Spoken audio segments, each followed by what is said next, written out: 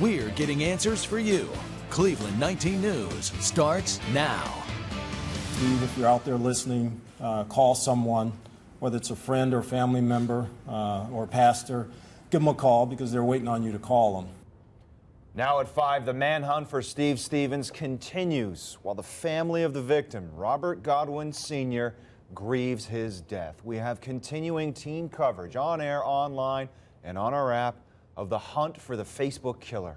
Harry Boomer spoke to the victim's family, and Lacey Crisp is monitoring security downtown on a very busy night in Cleveland. But we begin with Danny Carlson at City Hall, where Mayor Jackson and CPD Chief Calvin Williams held a joint press conference just a little bit ago this afternoon. What's the latest, Danny? Well, that's right, Chris and Jen. One of the biggest things to come out of the press conference that was here at City Hall is that there is now a $50,000 reward being offered for information leading to Steve Stevens. Stevens, of course, is the man accused of killing 74-year-old Robert Godwin and then putting video of that onto Facebook.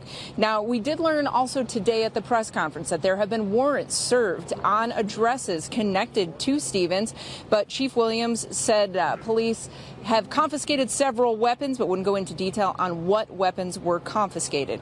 Now, Williams addressed the media, stressing they hope that tips continue to come in about where Stevens is. He says there's no doubt that Stevens is armed.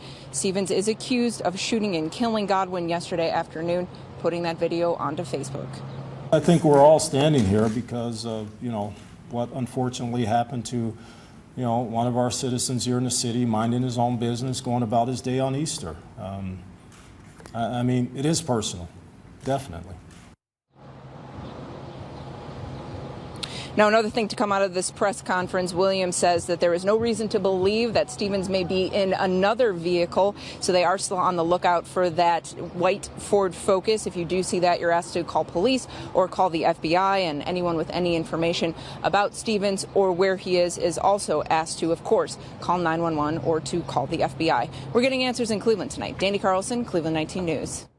All right, thank you, Danny. Many want to know more about Steve Stevens, and this is what we've learned. He is a 37-year-old man who works at Beachbrook Behavioral Health's drop-off center.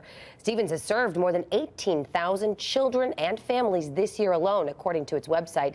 His last known address is on Ridge Meadow Court in Twinsburg, and Stevens does not have a criminal record. A search of his record only shows some minor traffic violations. We've also learned Stevens filed for bankruptcy in 2015. He owed thousands to payday loans and other collection agencies, and at that time, he said he did not own a gun. Or there will be a vigil tonight for Robert Godwin Sr., the victim in all of this. Yeah, Harry Boomer spoke with his family earlier. He joins us live. Boom, under the circumstances, how are they coping? Not well, but as well as can be expected. Angela Small is mourning the loss of the man in her life.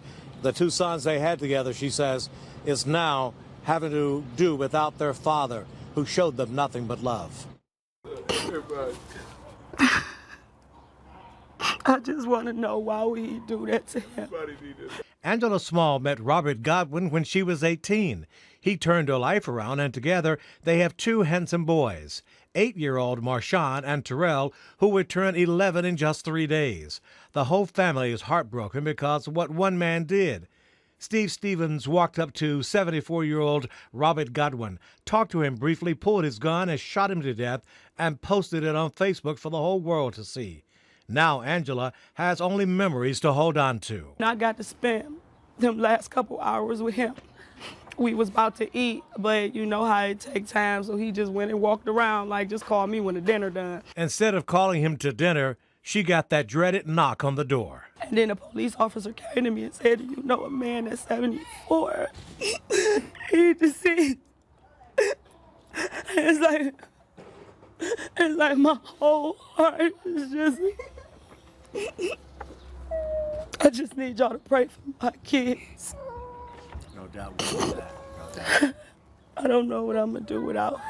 Steve Stevens, look at what you did to this loving family. My heart is hurting right now.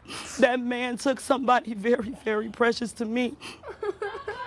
My kids is 8 and 11. They don't have a father no more because somebody want to take him from us. Again, there's going to be a candlelight vigil on East 93rd and Carr at 6 o'clock this evening. Mr. Roberts was gunned down there about 2 o'clock on Easter Sunday. Getting answers outside of Cleveland City Hall, where the mayor and Chief Williams are keeping the world abreast of what's happening insofar as the manhunt for Steve Stevens is concerned. Harry Boomer, Cleveland 19. All right, thanks. Incredible. Just gut-wrenching to watch. It is. It really is. Police now are stepping up security in downtown Cleveland. Of course, thousands of people expected tonight for the Cavs game there. And no special security, but like any large event, police are reminding people to always be alert. Lacey Crisp is live downtown with the very latest. Here comes the crowd, right, Lacey? Yeah, FanFest opened up just about an hour ago. You can see behind me just the large amount of security crews, police officers.